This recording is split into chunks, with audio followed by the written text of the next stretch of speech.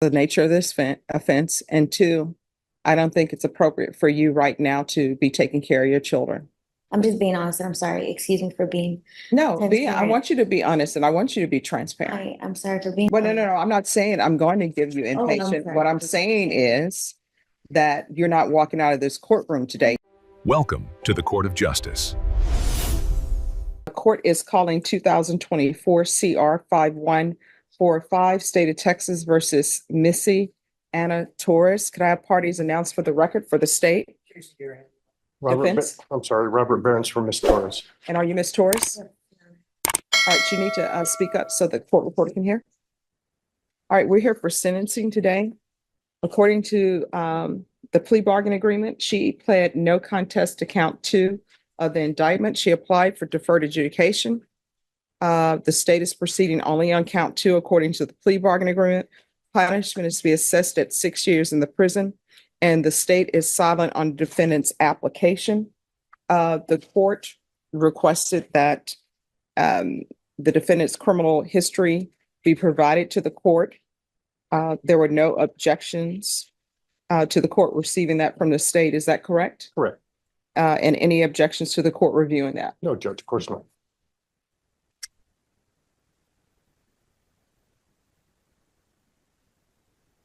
Right. Thank you, state. All right, the state is silent. Is there anything you wish to say on behalf of your client? Judge, of course, Ms. Torres is hoping you'll grant her application for deferred. She's in self-employed cleaning houses. She has several customers that rely on her. She has a few kids. She's just asking for the court to maybe direct her to some outpatient treatment because she believes she needs some help with this problem. And other than that, again, she's just hoping you'll grant her application. All right, you want to raise your right hand for me, please? Do you solemnly swear and affirm the testimony you give will be the truth and nothing but the truth, so help you God? Yes, Your Honor. All right, you can lower your hand, state your name for the record. Missy Torres, Missy Ann Torres. All right, so you're going to get drug tested today. What are the results going to be? They will come back positive. Positive for what? Methamphetamine. All right, so how often are you using meth? I only do it when I'm under stress, and I did it because I could get denied for adjudication, so I'm sorry, what? I could get denied the application, so I just kind of was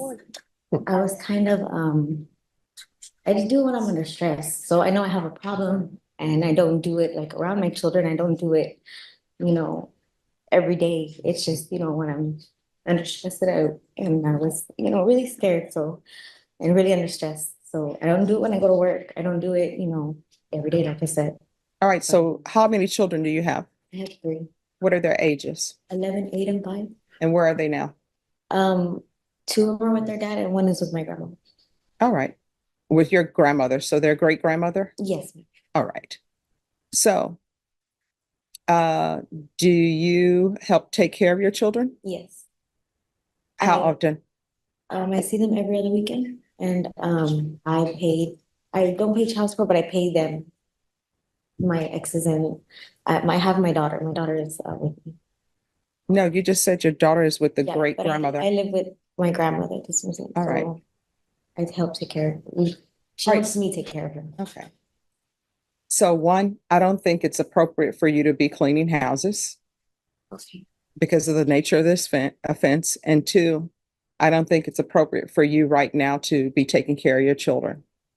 That's why I'm asking for help, Your Honor. I'm sorry, what? That's why I was asking for help, Your Honor. That's why. All right, your help is not going to be outpatient treatment if I grant this application for deferred adjudication. So you're going into custody today. Okay. All right. So it's just a matter of what I'm going to do with you. I will tell you the court's issue, and if you want to address this, I know the state is proceeding on count 2 of possession, but she had a lot of drugs with her. No. So I don't understand, if you're working homes, then why do you have a scale with you? Because that's, according to this, you had drugs, you had a scale in your purse, and there were baggies totaling 32.0 grams. Well, Your Honor, I was a heavy user back then, and it was. Oh, you're not, I tell you what, I don't think, and if I'm wrong, correct me. I don't think you were using 32 grams of meth. It was only 28. No, you have meth here for 4.964 grams, and you also have meth for 27.459 grams. And what you pled to and count two was a possession 4 to 200 grams. So this is not a possession 1 to 4. So we're talking about 27 grams. And according to the stipulations, that what was found in your bag, it says, I searched her bag and inside a Paris Hilton makeup bag box were baggies, a scale, and crystal-like substance inside a cut vacuum sealed bag. That's from your Paris Hilton makeup bag. So what I had, the meth was it was double bagged in a sandwich bag. So yes, ma'am, I know it was 20, but it's because that was my personal. I didn't have any other. And last time I went, they tried to only give me which was 14 grams. So I had to. No, what I'm telling you is they said the baggie found in Robert's pocket tested positive for meth and had a field weight of That was 6.12 Robert's, grams. that wasn't mine. No. I'm not saying that was yours. So the 6.12 grams that were found in his pocket, they're saying that was his. It was in his pocket. But the baggie, which was found in Missy's purse, tested positive for meth and had a field weight of 32.09 grams. Now, mind you, what they do in the field, I already know that testing drugs in the field are not legal for court. So I'm not considering the weight and what they said in the field. I'm considering what has been given to me for laboratory reports. So this was the professionals testing it, not a presumptive. And it says 27.459 grams was the net weight of the meth that you had in your Paris Hilton bag. Yes, Your Honor. And I will say that I used to use a whole ounce within 2 to 3 days. So I was a heavy user, and like I said, they tried to give me half of that the last time, and right now it's going for 250. So if I'm paying 250, I wanted the whole thing. I wanted to make sure. I'm just being honest, and I'm sorry. Excuse me for being. No, I transparent. want you to be honest and I want you to be transparent. I'm sorry for being transparent, but it's something that I feel like I work for my money, and I didn't want just to get gypped again. I can promise you I didn't sell anything. It was because I've been gypped many times. So I did get it. Now it was double bagged because I don't know, that's the way they gave it to me.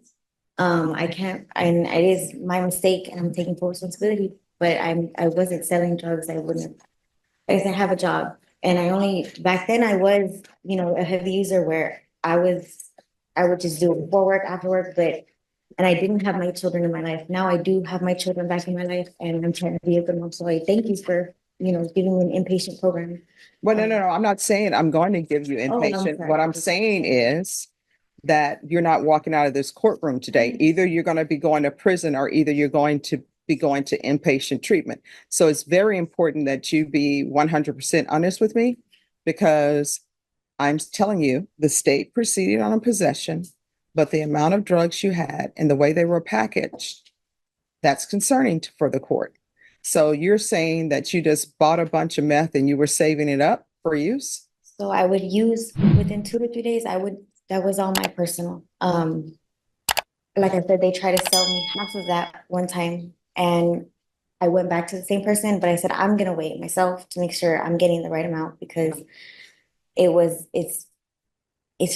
an addict. I'm sorry, I am. And we're not. So you travel with your own scale? Well, at the time I did, because like I said, I've been gypped, and when you're an addict, that's all you think of, just how to get, make sure you're getting what you need. And honestly, I can see where I made my mistake, but I'm being honest with you. It was my skeleton measure. So my personal, that's it. And I don't know if Robert would tell you that was my personal as well. Like, I mean, I don't want to call him or anything you can if you want to, but he would tell you that's why I used to pick up. Oh, no, every I'm not going to be Thursday. calling Robert because Robert probably has a case of his own. Right. But I'm saying, Robert can tell you too, within 3 days, maybe 2 to 3 days, really, it would have been gone and I would have been back doing it again. Now I don't. It was kind of like a stress thing. And Where did you get your drugs to use today before you came to court? Just an old friend. I hadn't talked to him since, and it was on Saturday when I knew it was, coming, and I guess I felt, under pressure. If I Yes. say something, I think the fact that she would actually go out and do the same drugs that she's about to get sentenced for in a couple of days, I think really speaks to the fact that she has a serious addiction problem that I think only rehab can treat. And if you decide that's ISF or SATF or SAFE, we understand that, but I think she really needs treatment. All right, this is what the court is there anything else for me to say? All right, this is what the court is going to do. I see that she hasn't been to prison before. I'm going to find her guilty, sentence her to 6 years in the prison, the therapeutic community. There's to be no contact with Robert Marble, give her credit for any time served, and I'll retain jurisdiction. Okay. And you can explain to her what that means. Did you review the document entitled Trial Court Certification of Defendant's Rights to Appeal with your attorney? Did you understand it? Because this is a plea bargain agreement, because I followed your plea bargain agreement, and because you waived your right to appeal, you do not have the court's permission to appeal. Do you understand? Yes, sir. Because this is a felony conviction, you're not allowed to own or possess any weapons or ammunition. If you have a question over what a weapon or ammunition is, you need to speak to an attorney. Do you understand? Yes. All right, we can go off the record. I'll tell them. So here's the thing. When I say that I'm going to retain jurisdiction, what that means is they're going to take you to prison. If you're following the rules at the prison, if you're working on yourself, because they have programs at the prison, your attorney can file a motion. It's called shock probation. Back when I was growing up, they would have scared straight programs. So shock probation is sort of a scared straight program. So hopefully when you go to prison, you will clear your mind. Yes. The drug use or the addiction that you have, the craving that you have will be lifted. And if you are doing what you're supposed to do at the prison, if there are no bad reports at the prison, when your attorney comes back for a request for shock probation, I will strongly consider it. So while you're at the prison, you have 180 days. That's when he needs to bring it back before me before that time period. So you're going to do 6 months. And if you are doing well, if there are no write-ups against you, then the court will strongly consider giving you probation. You understand? Yes, ma'am. So, well, I mean, these are going to be choices that you make. It's going to be completely up to you whether or not I strongly consider giving you probation. Your attorney will explain it to you further, but any programs that they have at the prison, like the therapeutic community, to address your issue, you need to take it. I know they have parenting classes at the jail. I don't know how long the transfer will be, but you need to take advantage of that. When you see people come before me and they've gone to anger management class, they've done parenting classes, they've availed themselves of everything at the jail and everything at the prison, that is what you need to do. You need to immediately sign up for it.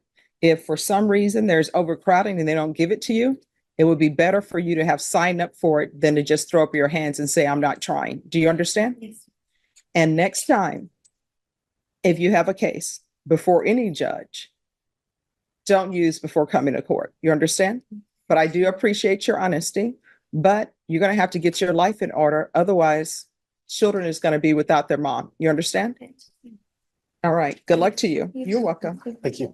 The court is calling 2023 CR 4059, State of Texas versus Alvo Lafayette Tucker III. Could I have parties announced for the record for the state, Jason Garahan, Your Honor. for the defense? Michael DeLeon for Mr. Tucker. And are you Mr. Tucker? Yes, ma'am, I am. All right. Did you review the document entitled Motion to Enter Adjudication of Guilt and Revoke Community Supervision with your attorney? Did you understand it? Yes, ma'am, I did. Okay. Are you the same Alvo Lafayette Tucker III who was placed on deferred adjudication in 2023 CR 4059 for the offense of burglary of a habitation force on June 20th, 2023 for a period of 8 years. Is that you? Yes, Your Honor. All right, state which allegations are you proceeding on? On violating condition number 2 at the top, Your Honor, Yes. on or about the 4th day of August 2023 in Bear County, Texas. The defendant, Alvo Lafayette Tucker III, the defendant may or failed to submit to drug test as directed by the court officer, supervision officer, and or duly authorized agent of the court in violation of condition number 2. How do you plead to that, true or not true? True, Your Honor. We'll waiver any violated conditions.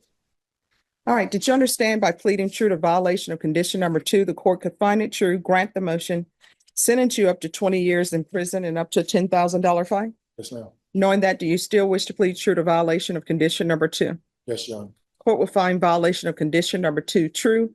Is there a proposed agreement? No, there is not, Your Honor. State, what are you requesting? We're requesting adjudication and revocation. All right, defense, what are you requesting? Judge, we're asking that Mr. Tucker be placed back on deferred adjudication. I'd like to place him under oath so I can ask him some questions so we can enlighten the court with what's going on in his life. All right, can you raise your right hand? Yes, ma'am. Do you solemnly swear and affirm the testimony you give will be the truth and nothing but the truth, so help you God? Yes, Your Honor. All right, you can lower your hand, state your name for the record. Alvo Lafayette Tucker III. All right, defense. Thank you, Your Honor. Mr. Tucker, how are you employed right now?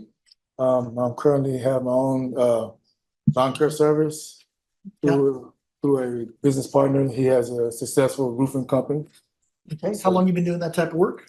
Well, it's I've been doing this type of work for some years, but owning my own, it's still new, but it's successful as of now. Okay, you got placed on deferred adjudication back, I think, in September of last year. Does that sound correct? Yes, sir. And can you tell the court what is going on that caused you to not report for the months of, I believe it was August and whatever the months we just talked about? Yes, sir. Oh, at that time, I did not have a successful lawn care service. I was doing roofing, but it was by contract only. So if I made a sale, I would get paid. It wasn't like an everyday payout. And why didn't you report? I had a lot of things going on, places to live, and just being ignorant, I guess. There's no other way around it. I don't understand why not pick up the phone and call probation. I didn't have a phone at the time. And I did reach out to Miss Smith several times. I've talked to her. I went in, but I was never asked to submit a urine sample. And how often did you report to probation, roughly? Whenever she would call, I would go in and report. I would report. I think it was just twice or something like that I missed. I'm not sure. Okay, and if you were placed on back on deferred adjudication, what assurances does the court have that you're going to be actually following the rules of probation, reporting every month, doing what you're supposed to be doing? What has changed since last year? Financially, I'm more capable of completing the payment out, and I know it's actually really serious. It's serious. I took it for granted, and I understand now the consequences that are against me. And if placed back on probation, I'm gonna make it my first obligation to take care of that and to see it through the end. And how long have you been incarcerated for? 4 weeks. 4 weeks. Okay. Anything else you want to tell the judge about why you should be placed back on deferred adjudication? Well, just to see my business through that I just got going up and going, and get home to my family and complete this probation. My dad always told me God's never gonna put anything on me that I can't handle. I think I can handle it, and I'm ready to see it through. If you're willing, that I may do that. I'll pass the witness, Your Honor. State. So what changed from September of last year to today? Now can handle it because of you. They explained everything to you Yes. about how to be on probation and what you Yes. got to do and the severity of facing 2 to 20 years. So what's the biggest difference? Well, the biggest difference is now I know I have a base income because I actually am in charge of what I can do to give. So you're just saying your employment is the only difference from back in September of last year to today? No, not just employment, just my mindset too. And Your mindset now? Yes, sir, the severity of the situation. So your mindset wasn't correct last December when you didn't report, or January, or February, or March, or April and May of this year that you didn't report. But now it's changed. Well, it was set, but it's just, sometimes I forgot or didn't just call in, but And why did you forget? I had other things going on, probably was like on a roof or doing something. That was more important. Well, I can't say it was more important because this is very important. Yeah, I do understand that. I mean, allegations are here that you also committed two other different crimes. You didn't stay true to that, but that's the allegations. That were you arrested for those two crimes? No, sir. You weren't arrested for No, those? Okay. That they happened on January 14th, 2024? I'm thinking so, not sure. No further questions, John. Yes, thank you, sir. Thank you. Judge, lastly,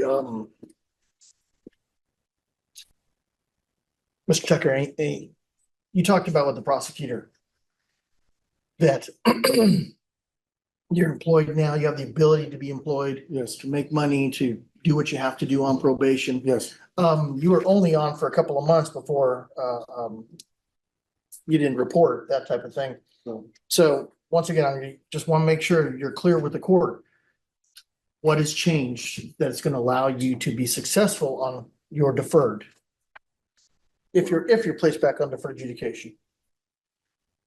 everything has changed. I'm just wanting to do the right thing and complete it out. Anything else? No, sir. Okay. No further questions, Your Honor. All right, any other questions? All right, this is what the court is gonna do. I'm gonna give you a choice. Here are your choices. One, I can revoke you and I'll sentence you to prison for 3 years. You receive credit for any time served. Two, I will continue you, but you're gonna be found guilty. I'm revoking your deferred adjudication. And the revocation of your deferred adjudication is punishment. Because you need to understand that you're not allowed to do whatever you want to do. Correct. So it will be a guilty conviction either way. But I'm not going to allow you to remain on deferred. So, Do you wish to speak to your attorney? yes, ma'am. Yeah. All right. Can we step back for a moment, Judge? Yes. Yeah. You're welcome.